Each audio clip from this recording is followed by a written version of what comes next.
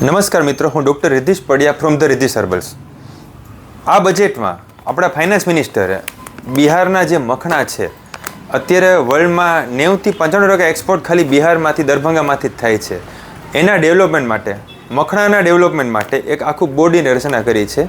એટલે કે મખણા જે અત્યારે જસ્ટ ટ્રેડિંગ થાય છે, હવે એની વધારે વેલ્યુ એડેડ પ્રોડક્ટ બને, એનું વધારે ક્વોલિટી કંટ્રોલ અને ક્વોલિટી સ્ટાન્ડર્ડાઇઝેશન થાય, એનું વધારે સારું એક્સપોર્ટ થાય, એમાંથી નવી નવી બ્રાન્ડ બને. જેમ કે અમારી પાસે ડી ક્યુબ છે, તેમાં રોસ્ટેડ એને સ્નેક્સ આવે છે, એમાં અલગ અલગ ફ્લેવરના મખણા છે જે રોસ્ટેડ રેન્જ આવે છે, એના મમરા આવે છે, એનો ચેવડો આવે છે.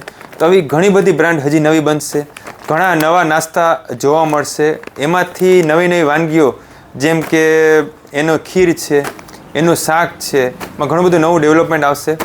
જે તે સમયે 2008માં મારો માસ્ટર્સનો ટોપિક મખણા અને કમળના બીજ હતો.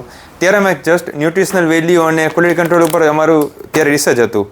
પણ હવે જનરલ પબ્લિકને જે ઉપયોગમાં આવે એવી ઘણી બધી વસ્તુઓ ડેવલપ થશે, જે આવનારા સમયમાં આપણે જોવા મળશે. Thank you.